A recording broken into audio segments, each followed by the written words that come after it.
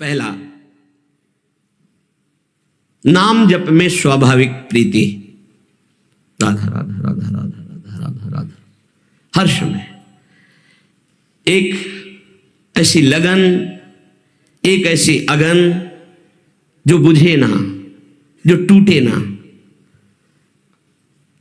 नाम के प्रति एक विशेष प्रियता।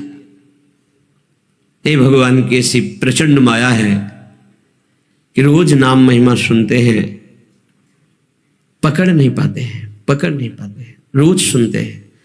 कैसे बड़ा विचित्र खेल है। हम सब सुनते हैं, हम सबको पता है यहां से नाम रूपी धन लेके जाएंगे और कुछ नहीं। उसकी तरफ से कितने हम उदासीन हैं। जो हमारे साथ नहीं जाएगा उसमें कितनी लगन है, जो हमारे साथ जाएगा उसमें कितने हम उदासीन हैं। उदासीन कोई पीड़ा नहीं, नाम के बिना हमारा समय नष्ट हो रहा है। आप सोचो, कोई व्यापारी अगर वो 100 रुपए का घाटा हो जाए तो बर्दाश्त नहीं करता, क्योंकि वो और 100 रुपए प्लस मुनाफा ही चाहेगा। आप नाम के व्यापारी मानोदेह प्राप्त करके नाम का व्यापार करने के लिए आए हैं, आपका नाम छूट गया, आप घाटा बर्दाश्त कर लिए, इसका मतलब नाम के प्रति महत्व तो नहीं है आपका। बहुत विचित्र माया। जब नाम महिमा सुनो तो लगता है आज से केवल नाम ही जप करेंगे।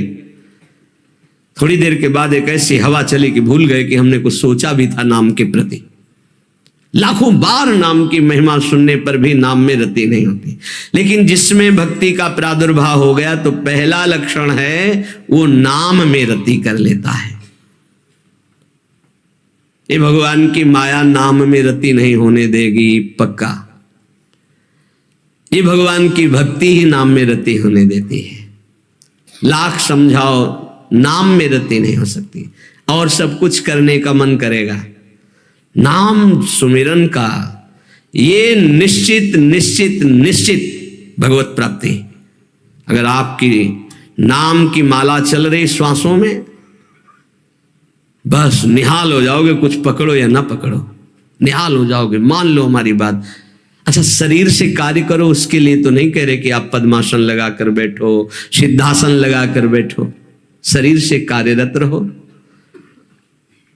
मन में नाम चलता है सिद्धों का, साधकों का मन में नाम नहीं चलता। 2-4 बार चलेगा फिर भाग जाएगा मन विषयों में, आप भूल जाएंगे। ये खूब अनुभव की बात कह रहे हैं, इसमें किसी का तर्क काम नहीं करेगा। अनुभव के आगे तर्क काम नहीं करता, पढ़ी लिखी बात पे तर्क काम करता है। सामने मनोनुकूल विषय आया, भजन छूट गया। मनोनुकूल शरीर आया, संबंधी आया, पद आया, छूट गया नाम। जबकि त्रिभुवन की राज्य लक्ष्मी देने पर भी आधे पल के लिए जो प्रभु का विस्मरण ना करे उसे भक्त कहते हैं, उसे भागवत कहते हैं, महाभागवत कहते हैं।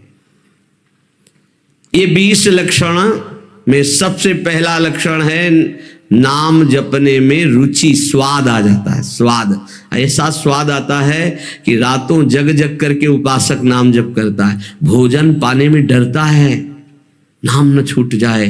मित्रता करने में डरता है, नाम न छूट जाए। सगे सने संबंधियों से बात करने में डरता है, नाम न छूट जाए।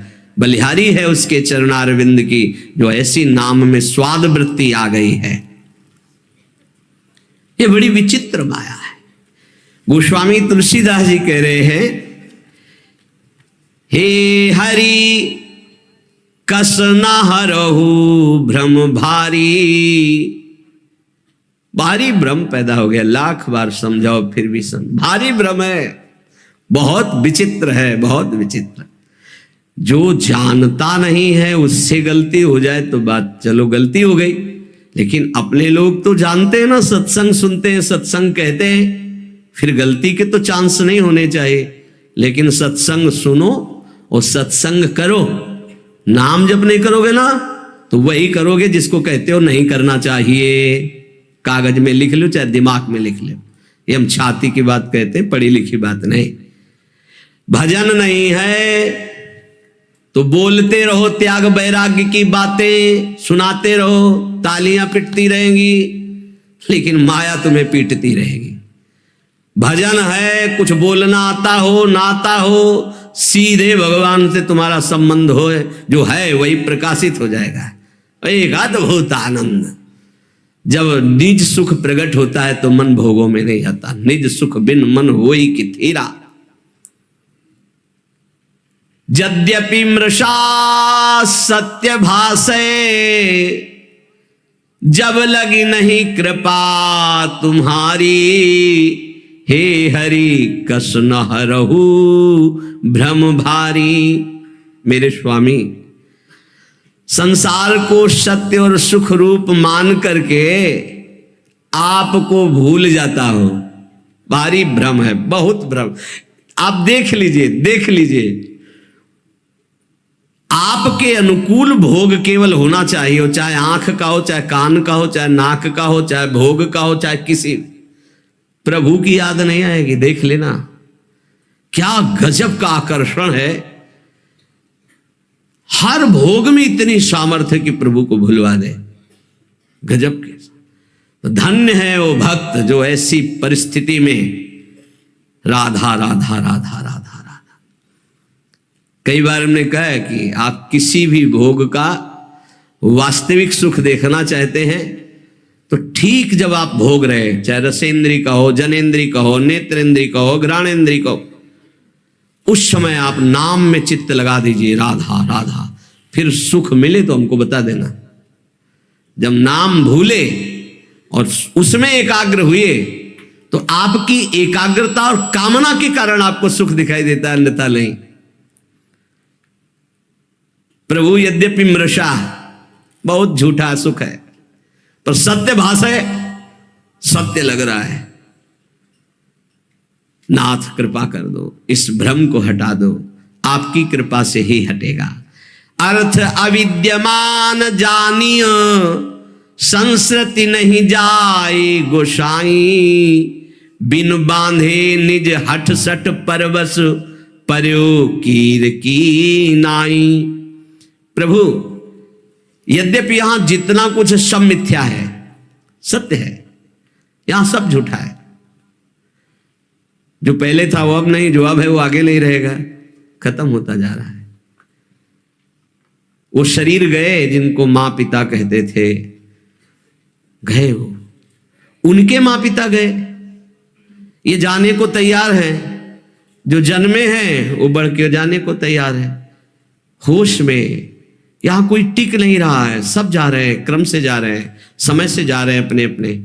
लेकिन यहां जो लेने आए हो, कमाने आए हो, जिसे देव दुर्लभ कहा गया है, उससे क्यों उदासीन हो, उसको क्यों नहीं पकड़ रहे।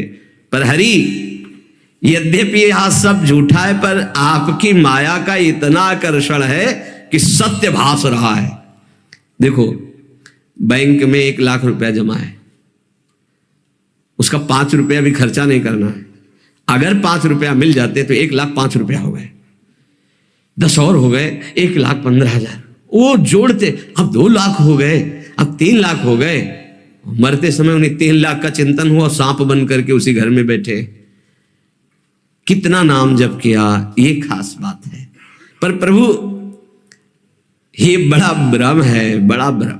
छोटे मोटे की बात नहीं करते, जिनको ज्ञान है उनकी बात कर रहे हैं, और तो सब उसी में फंसे। अर्थ कौन सा सुख देता है? संख्या का। ये पकड़ी गई है बात। गिनने का बड़ा सुख होता है, एक बार गिन के फिर दोबारा गिनो तो बड़ा मीठा लगेगा। उनको संख्या का बड़ा आकर्षण है, हर विषय का आकर्षण है। चिंतन, भैया खास बात हमारी पकड़ लो। जगत में जो कुछ तुम्हें सत्य भास रहा है, सुख दे रहा है, उसका कारण तुम्हारा चिंतन है। भगवान ने स्पष्ट कहा, ध्याये तो विषयान पुंसान संगास्ते सुपजायते संगात संजायते कामा। खास बात, अगर विषय चिंतन ना हो, धन चिंतन ना हो, भोग चिंतन ना हो, और फिर आपको तो कोई उसका महत्व नहीं। समलोष्टास्म कांचना, जिनका चिंतन भगवान में रहता है तो माटी का ढेला, सोने का और रुपया सब उनके लिए एक समान रहता है, कोई उसका महत्व नहीं रहता। महत्व न रहते हुए केवल व्यवहार दिखाई देता है, आंतरिक महत्व नहीं होता। प्रभु, मैं ये जानता हूं, अर्थ अविद्यमान जानी, संस्कृति नहीं जाए गोसाई। बिनु बांधे निज हठ सठ परवश पर्यो कीर की नाई। मैं ये जानता हूं कि मेरा शरीर भी छूटेगा, धन भी छूट जाएगा। मैं जानता हूं कि पुत्र आदि परिवार के मेरे नहीं है। नहीं, परिचय बताओ, ये 20 साल पहले कहां थे? अगर आपका बहुत घनिष्ठ प्रेम है कि मेरा इकलौता लाडला पुत्र है, तो ये 20 साल पहले कहां था आप बताओ। इसके बाद ये जो कहां जाएगा आप बताओ, कितने दिन रुकेगा आप बताओ? कुछ नहीं, बेमतलब जैसे स्टेशन में कोई आके मिल जाए और बैठ जाए और हाथ मिलाए चाय पिए तो मुझसे अपनापन कर ले, उसकी गाड़ी आई चले गए, रोना शुरू कर दे। बोले क्यों? बोले वो हमारा दोस्त था चला गया। ऐसे जानबूझ के हम फंस रहे हैं। प्रभु जैसे जो तोता है वो जानबूझ करके बंद जाता है, कई बार होता है। प्रभु ऐसे जानबूझ करके हम फंस गए। अब ऐसे और भगवान बीच बीच में सब आसक्तियों को हटाने के लिए विरोध करवाते रहते हैं। कटु वचन, प्रतिकूल व्यवहार, पुत्र से, पत्नी से, पति से, सबसे समझ समझ कोई तेरा नहीं। वो चाहे जितना पिटे वो चाहेगा उन्हीं को। तब लगता है यार कैसी विचित्र माया है। ये अब भी नहीं समझ पा रहा कि कोई हमको इससे हटाना चाहता है। जिस राग को नहीं छोड़ सकते थे हटाना चाहता है। अब बोल राधा राधा निकल पर भगवान की खोज में, तेरा मंगल हो जाएगा। नहीं नहीं, बंदे कीर मरकट की लाई। सपने व्याधि विविध बाधा जन्म मृत्यु उपस्थित आई। वैद अनेक उपाय करे जागे बिनु पीर न जाई। ये भाई ऐसा है जैसे कोई स्वप्न में देखा कि मेरे पेट में बहुत दर्द हो रहा है और इतना भयानक दर्द कि बस मरने जा रहे हैं। अब वो चिल्ला रहा है स्वप्न में, पेट दर्द कर रहा है, दवाई दो, और आवाज बाहर निकल रही है। अब बाहर से बड़े बड़े वैद्य बुला करके उसको दवाई पेट में लगाई जाए तो क्या उसका दुख दूर होगा? विचार करके बताना। बोले नहीं, वैद्य अनेक उपाय करे जागे बिनु पीर। उसको दवाई की जरूरत नहीं। बोले जरूरत क्या? उसे जगा देने की जरूरत।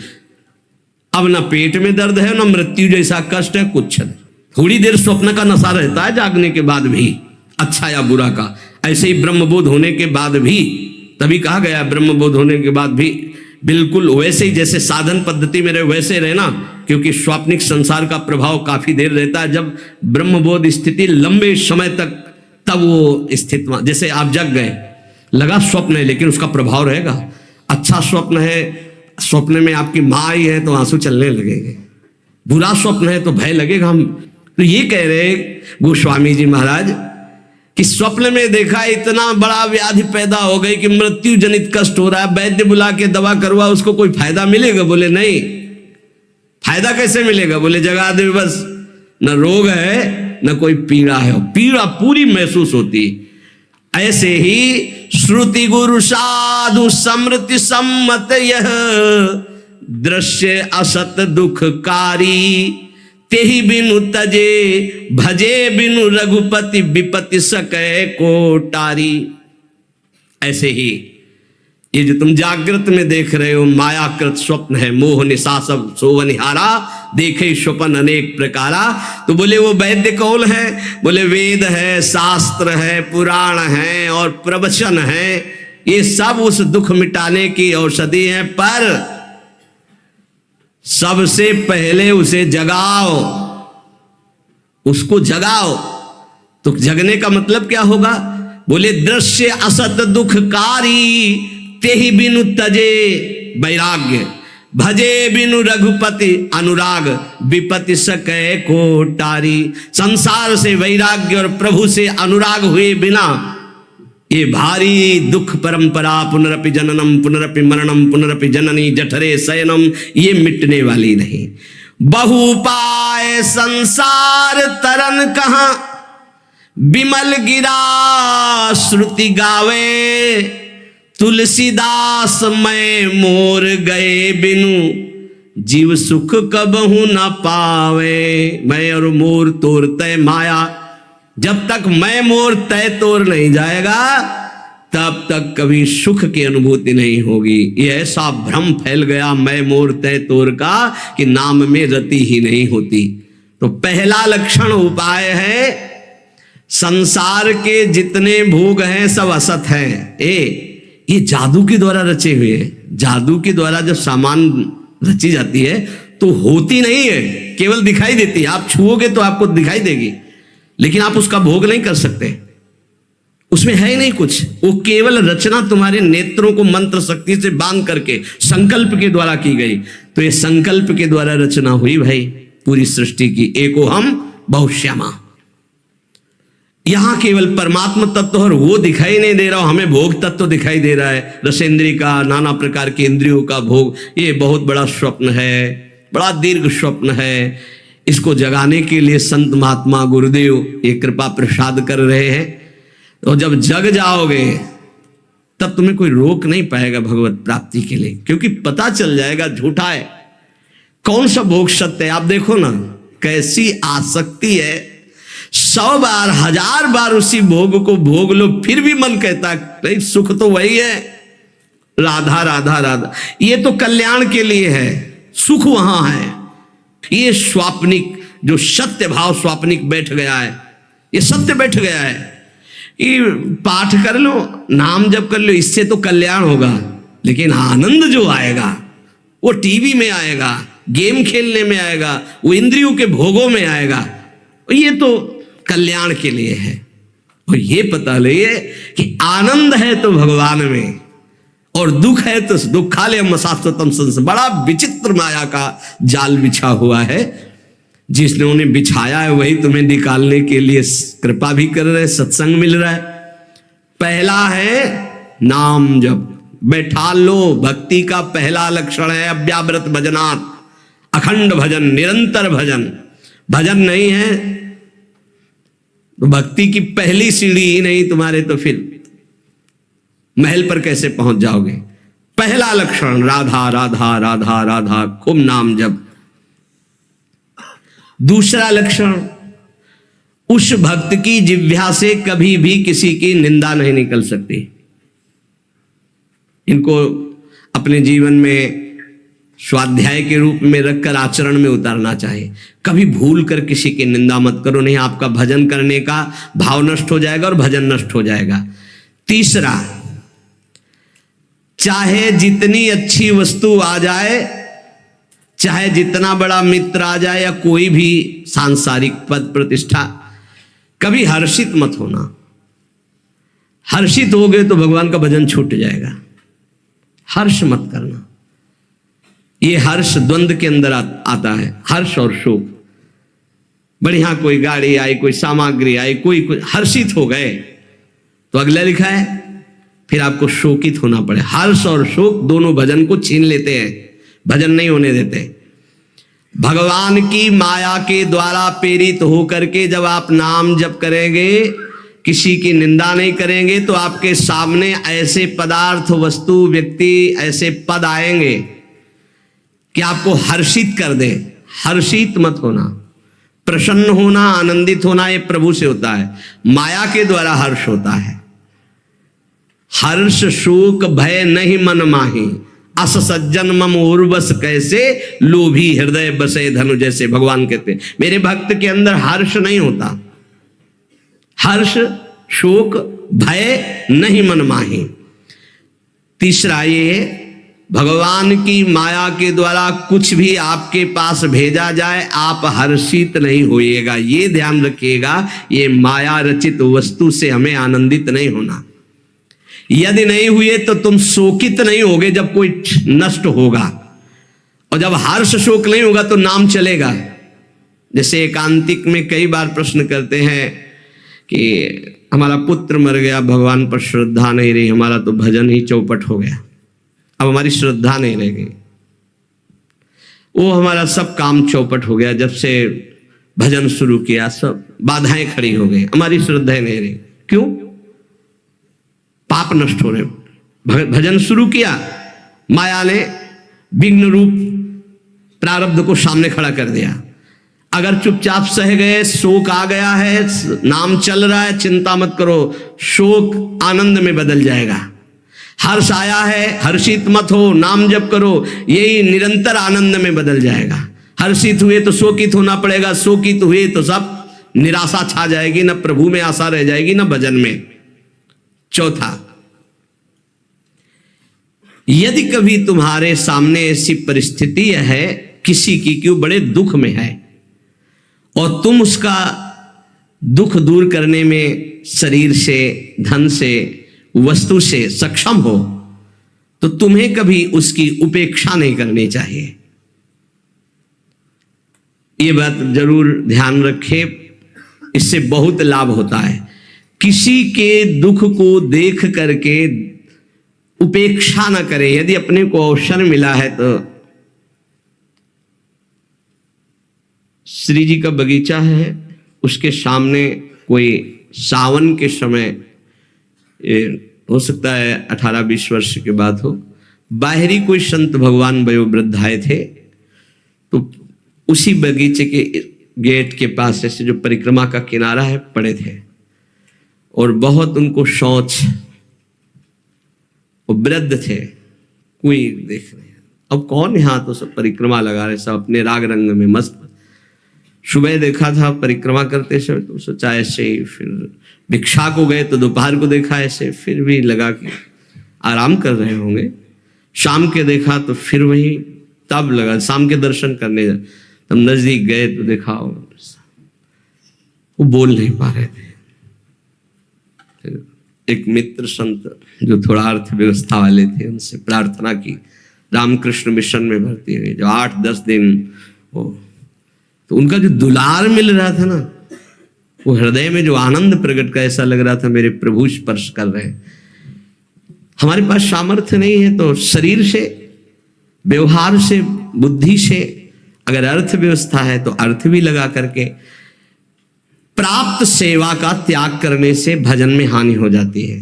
प्राप्त सेवा, अगर कोई पशु पक्षी मनुष्य ऐसा है जिसके सानिध्य को भगवान ने दिलाया, जैसे पूज्य भाई जी से हनुमान प्रसाद पोद्दार जी महाराज, एक वयोवृद्ध टीबी के रोग के जिनको घर वालों ने निकाल दिया था, वो ऐसे ही रोड के किनारे बहुत ही बुरी दशा थी। तो किसी भक्त ने बताया कि ऐसा ऐसा कई दिन से देख रहे हो। बहुत भाई जी नजदीक गए, उनको उठा के लाए, अपने एक कमरे में रखा, जांच करवाई तो टीबी बहुत बढ़ी हुई थी। अच्छा, ये संक्रामक रोग होता है, जैसे थूक आदि, तो सब वो ऐसे दस्ताने और मास्क लगाकर भाई जी ऐसे ड्यूटी बंधी कि 2-2 घंटे 3-3 घंटे सब इनकी सेवा में रहेंगे। अपरिचित, रोग ग्रसित, अनाथ, प्राप्त सेवा, ये भगवत स्वरूप है। भाई जी से कहा, भाई जी संक्रामक रोग होता है, आप मास्क नहीं लगाए, आप सावधान। बोले देखो आप मरीज की सेवा कर रहे हो, हम भगवान की सेवा कर रहे हैं, हमें कुछ नहीं होने वाला, क्योंकि मैं अपने भगवान की सेवा कर रहा हूं। आप मरीज की आप जरूर पहनिएगा, क्योंकि आप मरीज की कर रहे हैं, हम श्री भगवान की, हमारे श्री भगवान। बड़े बड़े महापुरुषों से शिक्षा मिलती है। कभी ऐसा अवसर मिले तो जरूर वहां प्रमाद नहीं करना चाहिए कि हमारा क्या नहीं, भगवान उस रूप में आपको कुछ विशेष स्थिति प्रदान करने के लिए सेवा का अवसर दिए। ये चौथा, प्राप्त सेवा का कभी त्याग ना करें।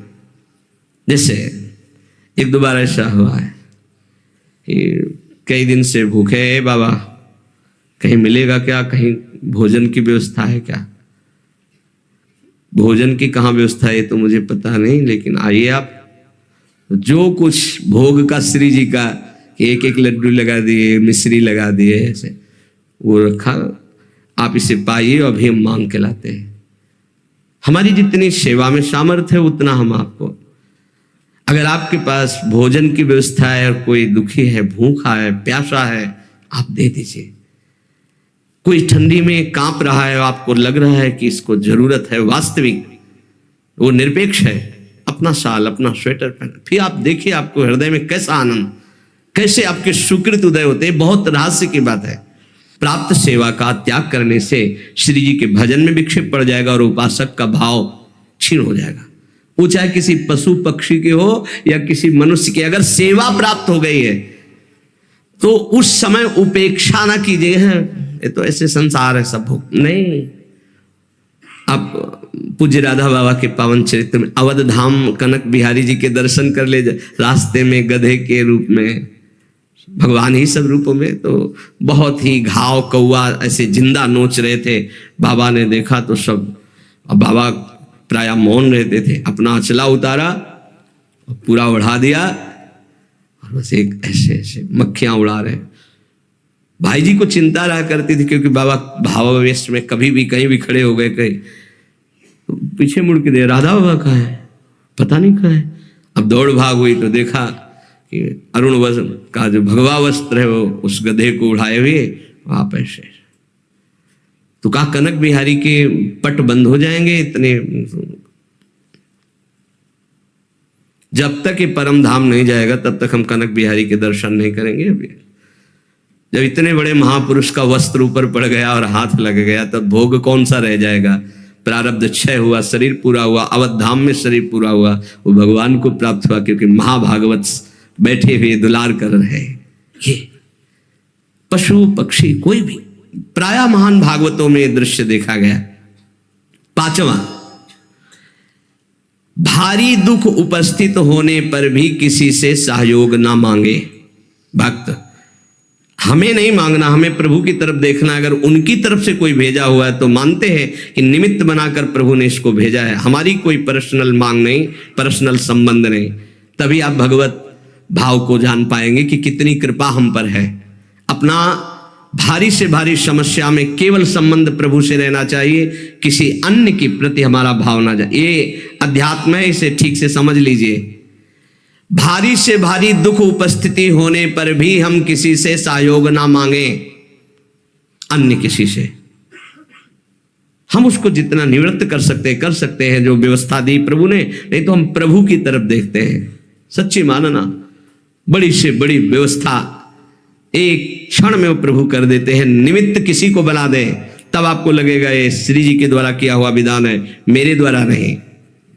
छठा, तुम्हारे पास जो भी वस्तु है, जो भी पद है, जो भी संपत्ति है, वो केवल श्री भगवान के द्वारा दी हुई है, वो श्री भगवान की है, ऐसा भक्त प्रतिपल मानता है। नाथ सकल संपदा तुम्हारी, मैं सेवक समेत सुतनारी। साधन वैराग्य मार्ग में जो तपस्या है, जो भजन है, जो ज्ञान है, जो वैराग्य है, जो प्रेम है, जो भी, वो प्रभु के द्वारा प्रदत्त है। इसलिए कभी उसका अभिमान न करे, न बाहरी पद प्रतिष्ठा संपत्ति का, न आंतरिक तप समाधि आदि तक का।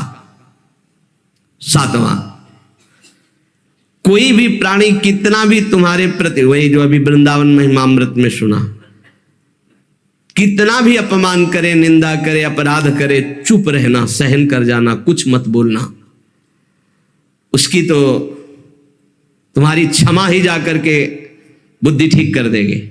दंड से ज्यादा क्षमा में बल होता है, ध्यान रखना। भगवान शिव कह रहे हैं, अपने कर्म जाए अपकारी, उमा क्षमा साप होते भारी। यदि आपने क्षमा कर दिया तो आपका आनंद बढ़ेगा, और वो क्षमा उसके लिए सांप से भी अधिक दंड जाकर के देगी।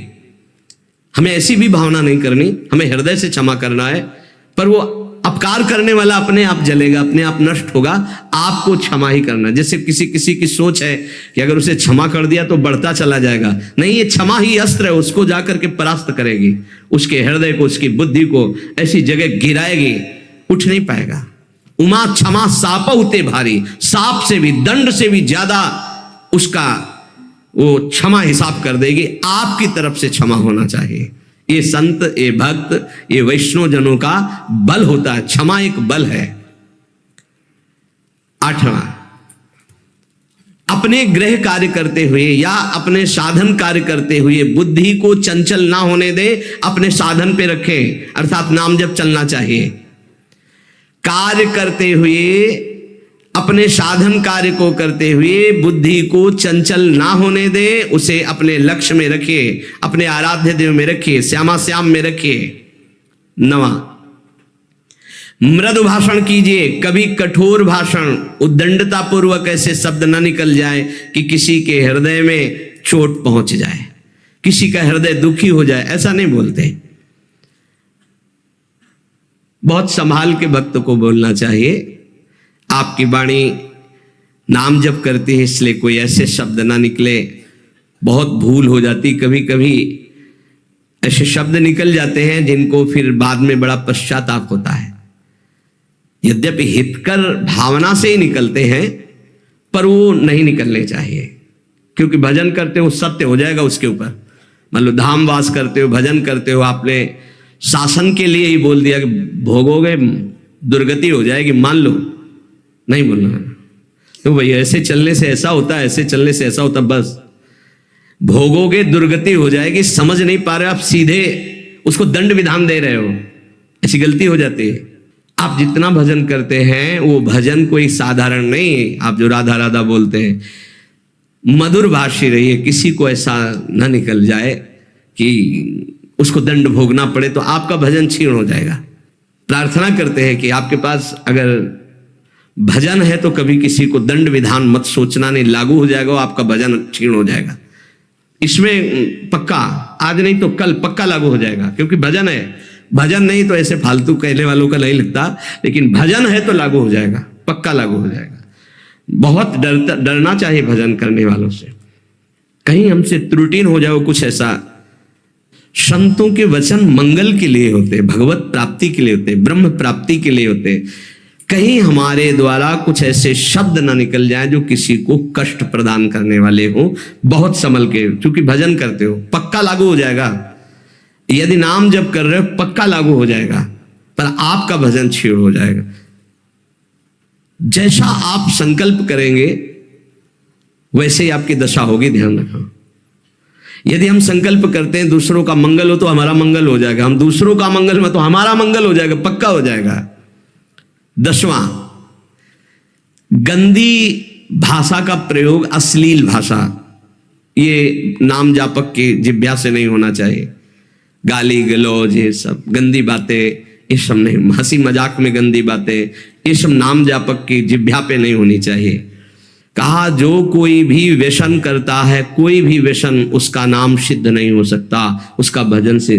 देखो जो सिद्ध पुरुष हैं उनकी नकल नहीं करनी चाहिए, जो भगवत प्राप्त हैं जिनका भजन निरंतर चलता है उनकी नकल नहीं करनी चाहिए, उनका आचरण अनुसरण नहीं करना। वो जो उपदेश से उनका आचरण मिले ऐसा शास्त्र आज्ञा करते। कोई भी व्यसन साधक अगर करेगा, अश्लील संभाषण बोलेगा तो नाम कैसे सिद्ध हो पाएगा। 10वां यही कि अश्लील शब्द ना बोले, कोई व्यसन न करे। 11वां, किसी की चुगली न करे। ये प्राय चतुर साधकों में नहीं होता है। रामाई भजन्ते चतुर नर, जो विवेकहीन है उनके द्वारा ये गलती ज्यादा हो जाती। चुगली, ये बहुत जल्दी सुकृत नष्ट हो जाते हैं। सुना वो ये उनके लिए ये कह रहे थे ऐसा ही है क्या, और वो ऐसा है, वो ये प्रपंच साधकों में नहीं होना चाहिए। किसी की वार्ता नहीं करनी, करनी तो श्यामा श्याम की।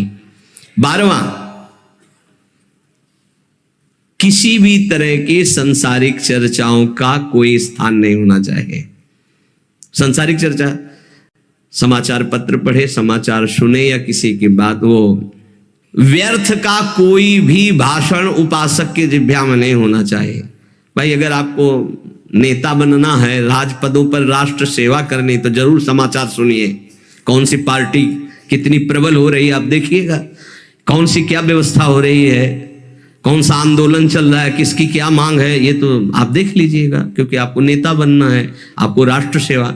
और यदि आपको भगवान की प्राप्ति करनी है तो समाचार पत्र, समाचार आदि यदि सुनोगे तो 24 घंटे की खुराक मन इकट्ठा कर लेगा और वो उसी तरह के चिंतन में आपको फंसा देगा। और जो चिंतन होता बोले बिना रह नहीं जाता। पुण्यात्मा का, महात्मा का लक्षण है, कितना नाम जमा किया, बोला राधा, अब इसकी कौन सी कीमत है। ये महत्व का समझ में आएगा, वो महत्व समझ में आएगा। इसीलिए यहां कह रहे ये व्यर्थ के संभाषण सुनना, व्यर्थ की भाषण की वृत्ति रखना। समाचार पत्र दुनिया में क्या हो रहा है, भगवान की प्राप्ति में सबसे ज्यादा बाधक ये है, ध्यान रखना। फिर चित्त वृत्ति वहीं लगती है। वो आजकल भगवान की माया के द्वारा कृपा हुई है कि मोबाइल सबके पास है, सर्च करो संसार को देखो। बचो भाई, अगर भक्ति का रंग बिल्कुल अपनी भक्ति फीकी लगने लगेगी। जब इन बातों को सुनोगे, इन बातों को देखोगे तो आपको अपनी भक्ति फीकी लगने लगेगी। हाँ, लगने लगेगा। माया बहुत प्रचंड है, तभी तो बड़े बड़े त्राहिमाम बोलते इस माया के आगे। ऐसे ऐसे महान भागवत हुए, ऐसे रोटी मांगी 2 टुकड़े मिले, ऐसे चबाया, पानी, रात दिन भजन कर रहे हैं। क्या मिला उनको? अनंत कोटि ब्रह्मांडों का ईश्वर उसके अधीन हो गया। अब आप थोड़ा सा विचार करो, भारत में कितना रुपया होगा? ऐसे कितने बड़े बड़े देश हैं जो इससे भी ज्यादा समृद्ध और धनशाली, अमेरिका, सब जगह कितना रुपया, सोना चांदी जो उखड़ आया है बाहर, कितना दबा है, कितना ऐसा विश्व में है। और ये जितना सब कुछ है धनाध्यक्ष कुबेर के कोने के बराबर नहीं है। और धनाध्यक्ष कुबेर के पास जितना, वो लक्ष्मी जी के एक चरण चिन्ह में विराजमान है। और लक्ष्मी जी भगवान नारायण के चरणों को सहलाती रहती है। भगवान अर्धनिमीलित नेत्रों में उनकी तरफ देखते भी नहीं। अब आप विचार करो, ऐसे भगवान की आप आराधना कर रहे हो, आपको संसारिक रुपया पैसा महत्व जाग जाए तो हानि नहीं हो गई? जैसे वमन को देख करके घृणा पैदा होती है, ऐसी बातों को सुन करके घृणा पैदा होना चाहिए, लेकिन संसारिक महत्व जागृत हो जाएगा। उपासक को चाहिए कि ये सब बातें कभी ना सुने, बड़ा प्रभाव होता है। कुल्ल जी अल्लाह जी का चरित्र सुना, उसमें जो छोटे भाई थे जन्म से वैरागी हुए, लेकिन जब जवान थे एक जंगल में पड़े हुए थे, विश्राम कर रहे थे, तो वहीं आकर के राजकुमार की पूरी सवारी, अब वहां बहुत सी नृत्यांगनाओं, सब राज सुख, वो पड़े पड़े देखते रहे। उनके मन में आया कि बचपन से भगवान का भजन कर रहे हैं, यार सुखी जीवन तो यही है। समय समय पर सब सेवाएं अप्सराएं नाच रही, विविध प्रकार के। मन में छा गई वासना कि यार सुख तो राजकुमार को ही है। इस जन्म में राजकुमार से ही मित्रता हुई, साथ ही उनको दूसरा जन्म लेना पड़ा, और वैसे ही भोग सामग्री वैसे ही। ये तो कहो भगवान का भजन कर रहे थे तो उनके भाई बड़े भजनानंदी निकले, जिससे उनके हृदय में पुनः भक्ति जागृत हो गई। एक भी बात अगर तुम्हारे हृदय में वासनात्मक रहेगी तो कुछ नहीं बनने वाला। वो वासना जब तक तुम्हारी पूरी नहीं होगी, आगे ना भजन बढ़ेगा ना भगवत प्राप्ति होगी। कह रहे हैं अनपायनी भक्ति दो, विभीषण जी कह रहे हैं, बोले नहीं पहले लंकाधिपति बनो, क्योंकि पहले तुम हृदय में उर्कच प्रथम वासना रही।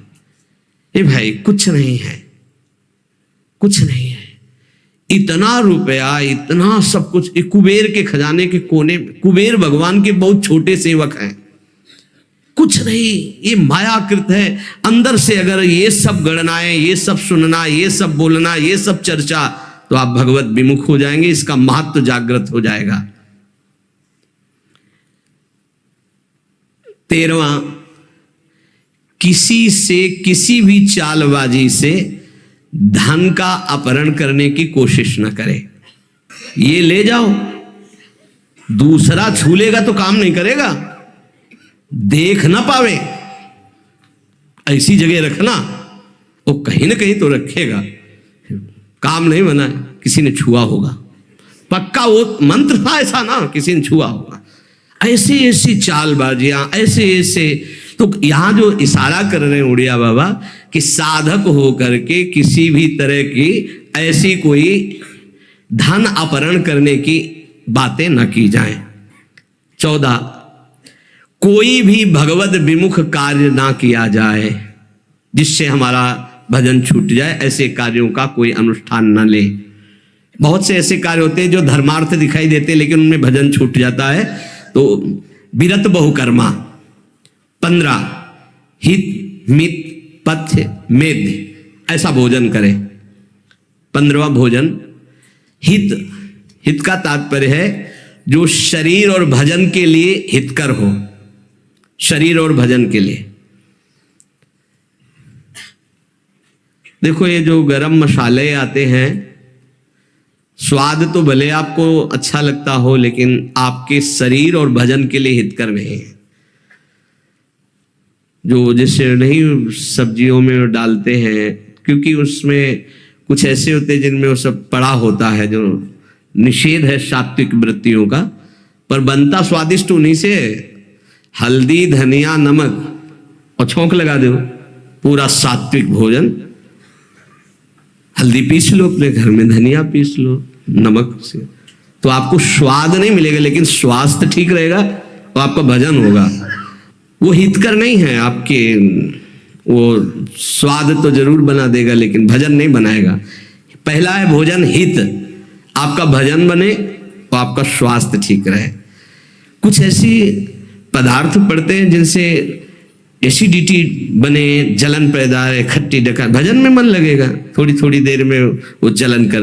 मित थोड़ा, भोजन थोड़ा बहुत रहस्य है, ये अध्यात्म शक्ति को बढ़ाता है। अधिक भोजन में हमारी अध्यात्म शक्ति पचाने में लग जाती है, भजन नहीं होता। भोजन पर बहुत ध्यान देने की बात है। हित और मित, मित माने थोड़ा, अल्पाहार, और पथ्य जो रोग प्रदान करने वाला न हो। जैसे आप बैंगन है, बहुत सी ऐसी बादी करने वाली वस्तुएं हैं, वो लिप लिप लिप लिप होती, घुइयां कहते हैं, क्या कहते हैं उसे? हाँ अरबी, तो अब गांव में घुइयां कहते हैं यार, अरबी फारसी बोले ये सब चीजें जैसे स्वाद के लिए उड़द की दाल, ये बहुत से ऐसे पदार्थ हैं जो आपको वायु रोग से ग्रसित करेंगे, कब्ज बनाएंगे, भजन में रुचि नहीं होगी। और मेध्य पवित्र भोजन, भगवत प्रसाद रूप जो प्रभु को अर्पित किया। हित मित पथ्य और मेध्य बुद्धिवर्धक पवित्र भोजन। हित भजन बढ़ाने वाला, स्वास्थ्य पुष्ट करने वाला। देखो हर चीज सात्विक थोड़ा अधिक होने पर राजसिक हो जाती है और पूरा अधिक होने पर तामसिक हो जाती है। जैसे दूध, दही, घी, खीर आदि, जैसे ये सात्विक है तो कितना, आगे लिखा मित थोड़ा। सात्विक आहार भी थोड़ा ज्यादा हुआ तो रजोगुणी हो जाएगा, काम आदि की इच्छा पैदा कर देगा, और अधिक हो गया तो तमोगुणी, निद्रा, आलस्य, प्रमादोत्थम, तत्तामस मुदातम। सात्विक आहार, फिर तामसिक आहार की बात क्या? 16वां, अपने विचार को कभी भी किसी के आगे मत बताओ। जो आपका निरंतर भजन चल रहा है, जो भजन की अनुभूतियां हैं, जो आपकी दिव्यता है, किसी के आगे मत बोलो। 17वां, ये सब आने पर भी गुरु कृपा समझो, कभी अभिमान ना करो। हमारे अंदर जो दिव्यता आ रही है वो गुरु कृपा से आ रही है, साधन तो एक निमित्त मात्र है, कभी अभिमान न करे। 18वां, सदैव चाहे वो कल वैष्णव हुआ हो, ये नहीं देखना कि हम तो 25 वर्ष से वैष्णव, 50 वर्ष से, अगर कल वो दीक्षा ली है, वैष्णव चिन्ह धारण किए हैं, तो हाथ जोड़कर उसको प्रणाम कर। ये शालिग्राम भगवान आज विराजमान किए गए हो या 1000 वर्ष से पूजित आ रहे हो, उसमें कोई अंतर है क्या? तो आज वैष्णव बना है, चाहे 1000 वर्ष से वैष्णव पद्धति चली है, तो हमको नमस्कार उस वैष्णव भेष को, वैष्णव चिन्ह को करना है। एक बार मधुकर शाह की यही परीक्षा लेने के लिए नगर वालों ने उपहास किया। एक गधा को नाम का दुपट्टा उड़ाया जिसमें नाम लिखा हुआ था, और तुलसी की मोटी माला डाली और 12 तिलक लगाए, और जब वो ठाकुर जी की सेवा करके निकले तो बाहर ही, तो वो लोग खड़े थे देखने के लिए, अब क्या करेंगे, ये वैष्णव जनों को प्रणाम करते, तो साष्टांग दंडवत किया, परिक्रमा की, तो लोग उपहास करने लगे।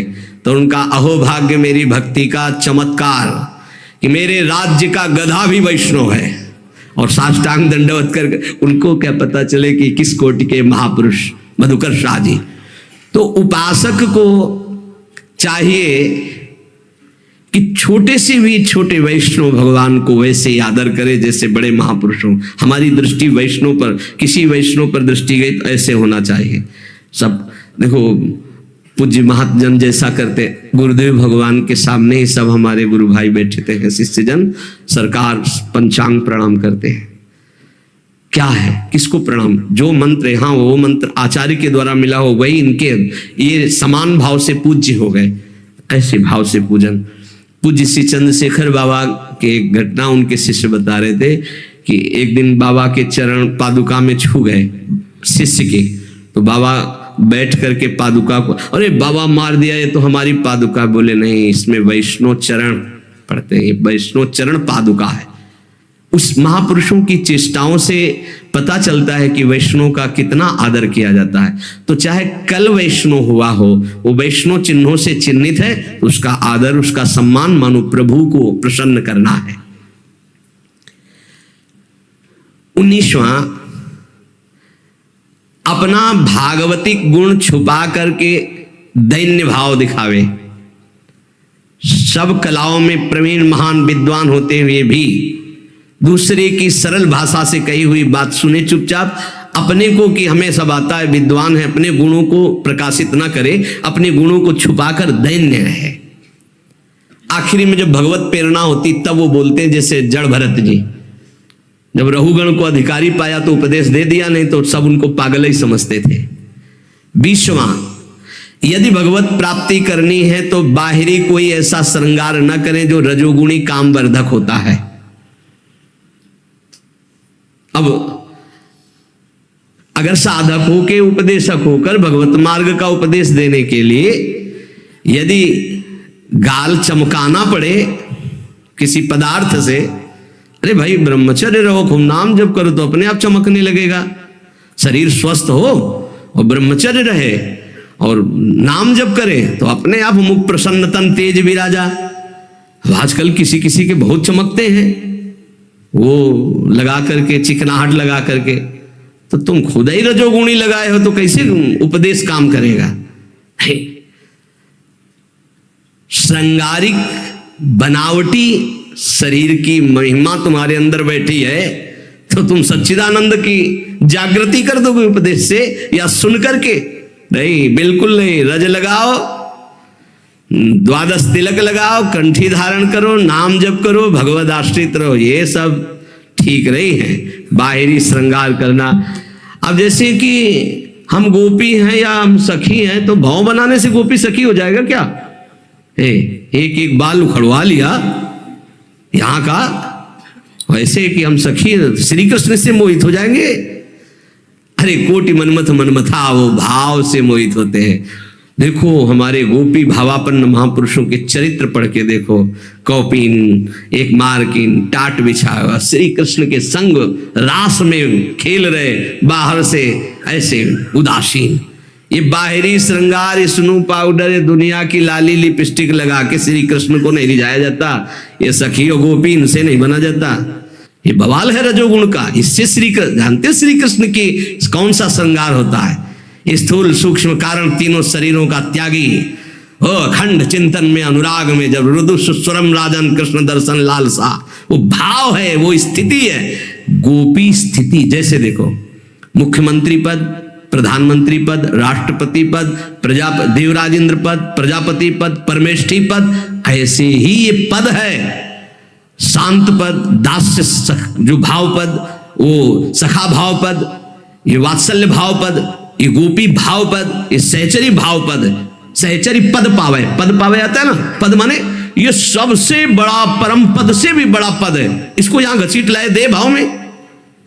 यही तो दुर्दशा हो जाती है उपासक की, दे भाव में और गोपी भाव। अरे जहां शिव को भी भाव देह धारण करनी पड़ेगी। आप क्या समझते हो, वहां शिव जी ने जटाओं के ऊपर चुनरी डाल ली? सच्चिदानंद तत्काल तन्मय हुए गोपी भाव में और गोपी बनकर अंदर गए। अब वो तो दिखाने के लिए बाहर से हमारे आप भाव के लिए चुनरी उड़ा दी गई कि ऐसे शिव जी गए थे। सच्चिदानंद शिव हैं, तत्काल भाव किया और उसी भाव देह को प्राप्त होकर तब प्रवेश पाया स्वामिनी जी की कृपा से। इसलिए कह रहे कि ये भक्त को बाहरी बनावटी बचो। दो ही पद्धतियां हैं बैरागी की, या तो पूरा मुड़वा ले या पूरा ऐसे। बीच वाला तो हमने आज तक कभी नहीं देखा किसी भी संप्रदाय में। ये गृहस्थी में, प्रवचन में, उसमें हो सकता है, लेकिन विरक्त में नहीं हो सकता। विरक्ति की दो ही पद्धतियां हैं, या तो भद्र और या तो फिर उसे सदवई भाषा में कहते हैं झंडे या मुंडे। झंडे कहते हैं पूरा ऐसे रखवा लेना, मुंडे माने मुंडन करवा लेना। ये श्रृंगार भागवती श्री जी के चरण चिन्ह का निर्माण, रज लगी चरण रज और उनका प्रसादी चंदन, 12 तिलक, कंठी है अपना सुन। ये सांसारिक श्रृंगार किसके लिए भैया? किसको रिझाना है? प्रिया प्रीतम को रिझाना है। ऐसे रज लो, वैसे लगाओ पूरे में, राधा राधा राधा राधा राधा। यदि भगवत प्राप्ति करनी भाई, और कुछ प्राप्ति करनी हो तो फिर क्षमा कीजिएगा, ये सत्संग केवल भगवत प्राप्ति के लिए। 20वां,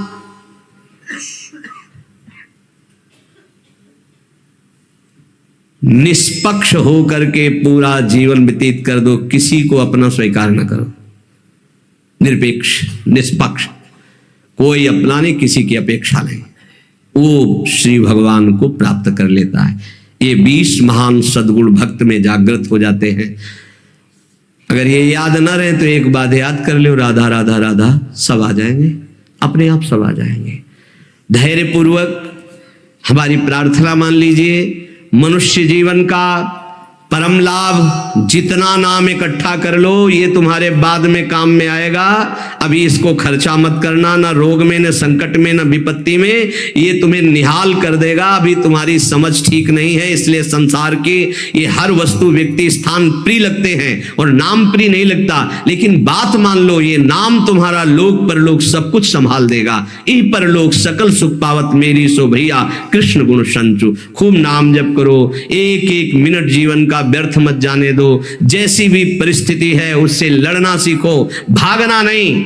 नाम के जप से दुख को सहो, नाम के जप से सुख को सहो। सुख में फूलो मत, दुख में भूलो मत, राधा राधा राधा तो निहाल हो जाओगे।